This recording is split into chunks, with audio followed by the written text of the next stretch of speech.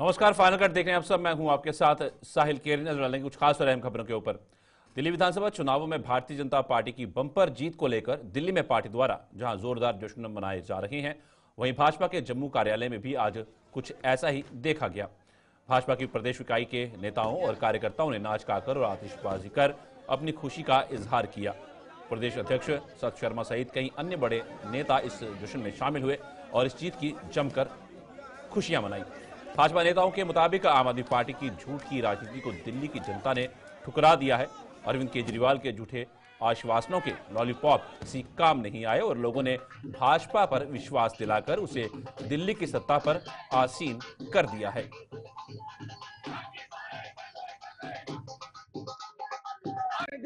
देखा भ्रष्टाचारियों का अंत हुआ है और आज उसी के चलते लोगों में एक उत्साह है। अभी तक के आंकड़े बता रहे हैं कि 49 सीटों में भारतीय जनता पार्टी जीत रही है। आंकड़े जब तक क्लियर होंगे, रिजल्ट जब तक आप लोगों के सामने आएगा, भारतीय जनता पार्टी 50 का आंकड़ा छुएगी, इसमें कोई दो राय नहीं। लोगों ने भ्रष्टाचारियों को हराया है, भ्रष्टाचार का अंत किया है और देश के हित में काम करने वाली पॉलिटिकल पार्टी को जो केजरीवाल हार चुके हैं, मनीष सिसोदिया हार चुके हैं, आशी जी भी हारेंगी।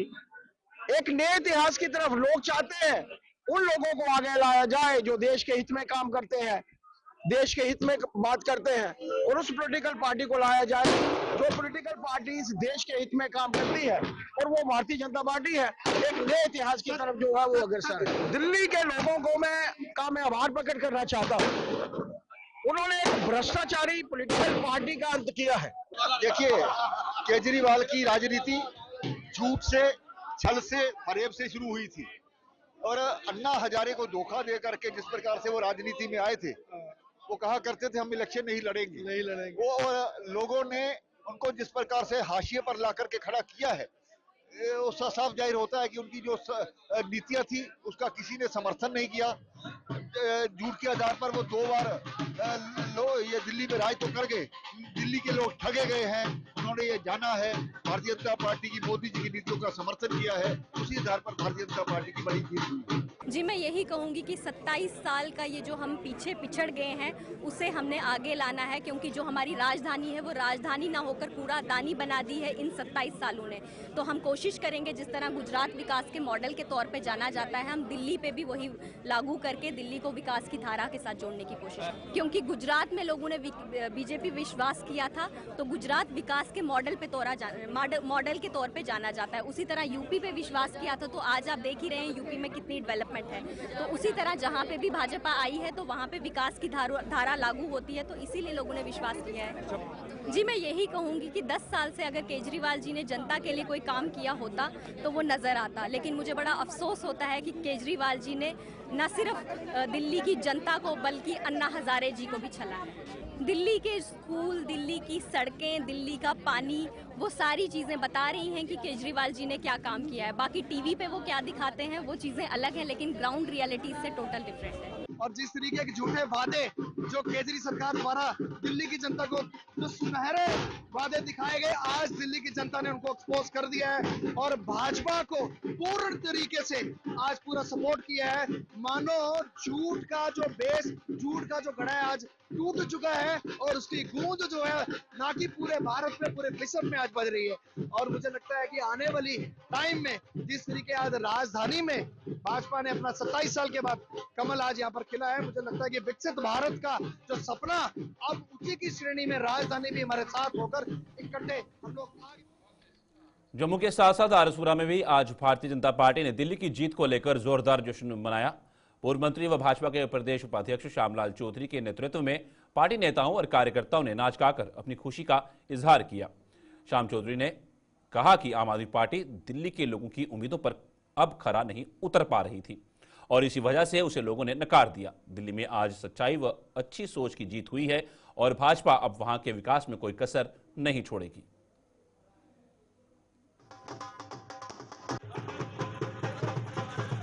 भारतीय जनता पार्टी ने दिल्ली में जो सरकार बनने जा रही है उसके लिए सब भारतीय जनता पार्टी के कार्यकर्ता खुश हैं। आज से पहले दिल्ली में कार्यकर्ता जश्न मनाते थे पूरे हिंदुस्तान का, लेकिन आज दिल्ली वाले अपनी दिल्ली स्टेट की सरकार बनाने के लिए जश्न मना रहे हैं। और भारतीय जनता पार्टी में किस तरह केजरीवाल ये कह रहा था कि नरेंद्र मोदी मुझे इस जन्म में हरा नहीं सकता, और उसको पता चल गया है कि हराने वाला नरेंद्र मोदी ही है, जिसने पूरे देश में हर जगह सरकार बनने जा रही है। और इसी तरह दिल्ली में भी अभी सरकार 2/3 मेजॉरिटी से बनने जा रही है। तो दिल्ली में भारतीय जनता पार्टी का जो झंडा है वो लहराएगा। और दिल्ली की जनता ने ये बता दिया कि भारतीय जनता पार्टी जो डबल इंजन की सरकार है वही दिल्ली का भला कर सकती है, दिल्ली को विकास दे सकती है। तो देश के प्रधानमंत्री जो नारा है सबका साथ, सबका विकास और सबका विश्वास लेकर भारतीय जनता पार्टी अब दिल्ली में सरकार बनाने जा रही है।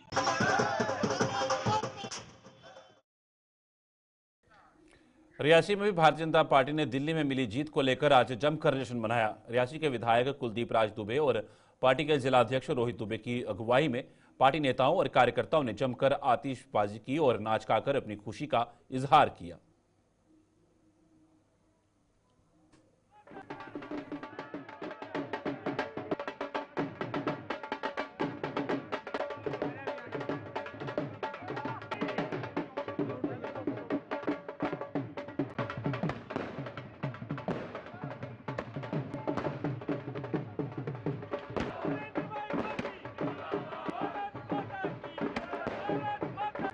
और लोगों ने पूरा भरोसा हमारे प्राइम मिनिस्टर साहब पर करके आज भारतीय जनता पार्टी को दिल्ली की जो हमारी असेंबली सीटें हैं वो आई हैं, वहां सरकार बनने जा रही है। बहुत बढ़िया होंगे। आप देखना, मैं अभी कुंभ से आया हूं, ये गंगा जी की जो हालत पहले थी, आज देखिए गंगा जी का कितना साफ सुथरा जल है वहां, और उसमें दुनिया स्नान कर रही है।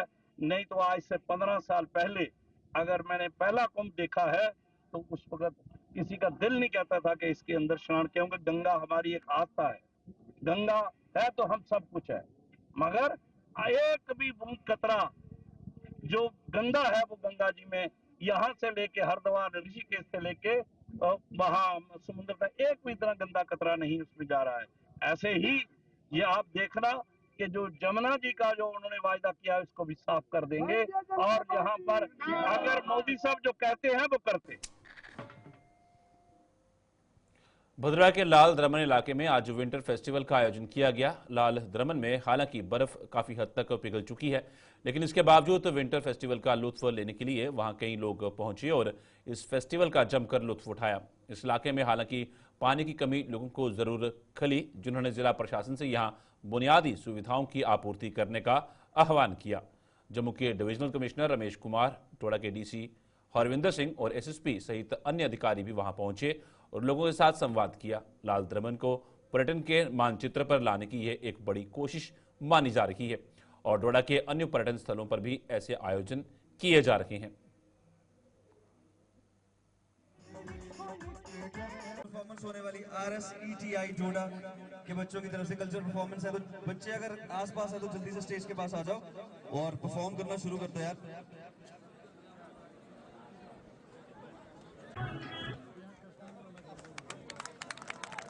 विंटर फेस्टिवल चल रहा है, इंतहाई खूबसूरत जगह है, जम्मू कश्मीर के लोग जानते हैं। एक अच्छा मौसम है, अच्छा फेस्टिवल है, थोड़ा सा लोग कम है, लेकिन उसके पीछे कारण ये है कि सर्दी भी बहुत ज्यादा है। दूसरा ये है कि अगर इस जगह की बात मैं करूं तो कमी इसमें सिर्फ एक चीज की है, सबसे बड़ी जो खलती है, पानी का इंतजाम नहीं है। एक बड़ा सा इंतजाम होना चाहिए था, कम से कम 4-5 इंच का पानी का इंतजाम इस जगह के लिए, जो नहीं है। टूरिज्म को इस पे ध्यान देना चाहिए, PHE को साथ लेके इस फेस्टिवल के लिए और इस जगह के लिए पानी का इंतजाम करना चाहिए। एडमिनिस्ट्रेशन अपने पैमाने पे कर रही है। अब इतना बड़ा जो प्रोग्राम आज आप देख रहे हैं, ये भी कोई छोटी बात नहीं है इस जगह के लिए, खास करके जहाँ पे हम इस वक्त खड़े हैं ये काफी हिली एरिया है। अभी अगर बादल आ जाएंगे तो बर्फ सीधा शुरू हो जाएगी, लेकिन सरकारों को ध्यान देना चाहिए।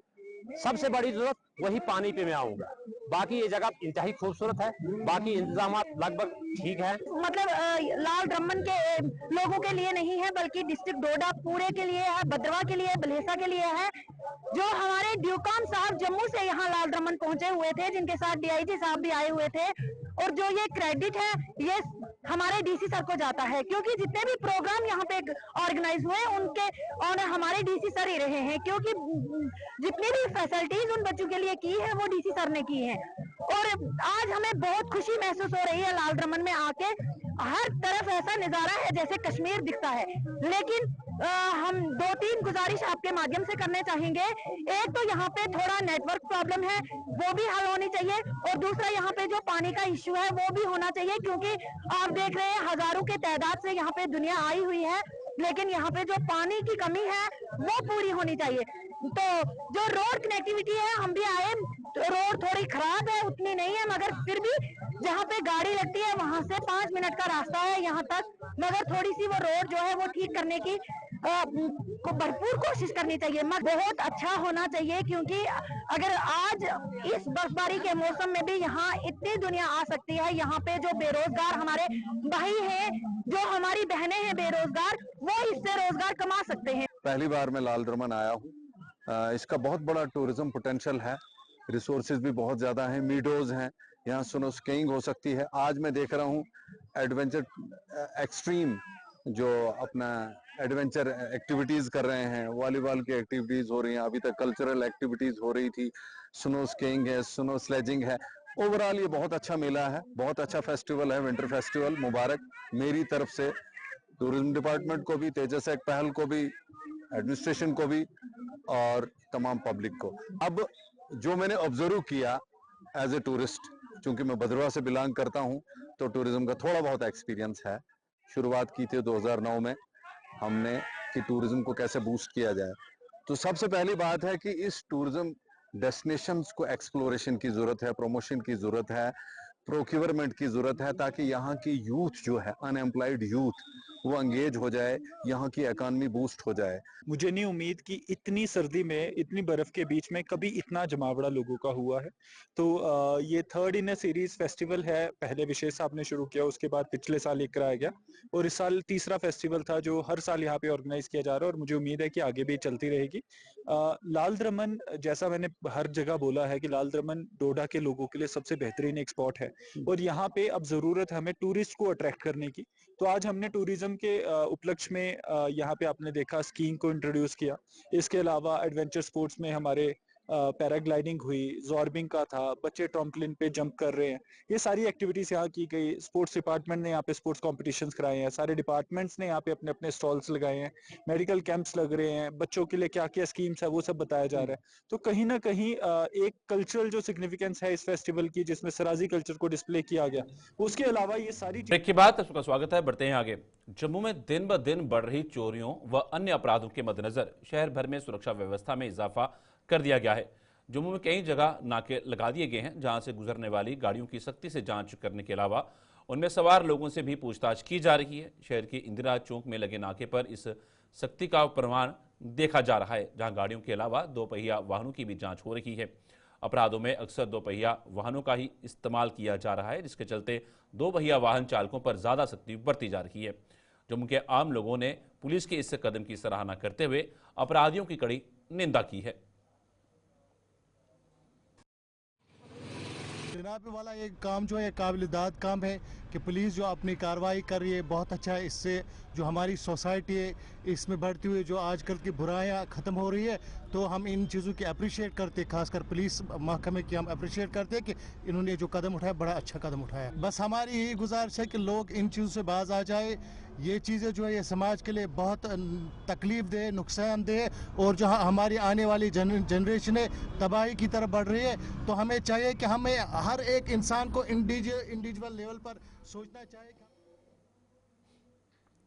गौमाता को राष्ट्रमाता का दर्जा देने और गौशालाओं का निर्माण करने सहित अन्य मांगों को लेकर आंदोलन कर रही कल की मूवमेंट ने जम्मू में आज 111वें दिन भी अपना धरना प्रदर्शन जारी रखा। मूवमेंट का आरोप है कि आज 111 दिन बीतने के बावजूद भी ना तो सरकार इन मांगों पर गौर कर पाई है और ना ही वो संगठन इस आंदोलन को समर्थन दे रहे हैं, जो अक्सर जम्मू के हकों की आवाज उठाने का दावा करते हैं। तो आज 111 दिन से जो लगातार चल रहा है, क्या उनको ये दिखाई नहीं दे रहा? आखिर क्या वजह है, क्यों वो लोग आगे नहीं आ रहे हैं? तो हमारे सनातनियों के लिए बहुत ही शर्म की बात है। शुरू से ही हमारे धर्म को हमें ठेस पहुंचाई गई है। लगातार आप पिछले कई सालों से देख रहे हो। और आज मैं सभी हिंदुओं को, अपने समाज जम्मू वासियों को ये कहना चाहता हूँ कि आपका मंदिरों में जाना बिल्कुल व्यर्थ है, क्योंकि शुरू से ही भगवान प्रभु श्री राम, श्री कृष्ण, हमारे देवी देवता, हमारे कुल देवता जितने भी हुए, उन्होंने गौ माता के लिए जंग लड़ी है। चाहे आप राजा मंडलीक जी का इतिहास पढ़ें, वो मुगलों के खिलाफ लड़े हैं गौ माता के लिए। लेकिन आज के इतने दिनों के बाद भी ना ही हमारा प्रशासन, ना हमारे कोई राजनीतिक कोई लीडर, कोई सामने खुलकर नहीं आ रहा है। तो मैं आपके माध्यम से सबको जगाना चाहता हूँ, कहना चाहता हूँ, बम बम बोले का टाइम जो जिस समय आया था, तो एक दिन के लिए हो जाओ सभी तैयार कर दो, जम्मू बंद। जम्मू के बजालता इलाके में बिजली के पोल पर काम कर रहे एक कर्मचारी की करंट लगने से दर्दनाक मौत हो गई। इस हादसे में एक अन्य कर्मचारी बुरी तरह से झुलस गया, जिसे इलाज के लिए जीएमसी अस्पताल भर्ती करवाया गया। इन दोनों का आपस में मामा भांजे का रिश्ता बताया जा रहा है और एक निजी कंपनी के कर्मचारी थे। बताया जा रहा है कि ये दोनों शटडाउन के दौरान बिजली के पोल पर चढ़कर काम कर रहे थे कि इसी बिजली की सप्लाई बहाल हो गई, जिसमें से एक मौके पर ही मारा गया जबकि दूसरे को अस्पताल पहुंचाया गया।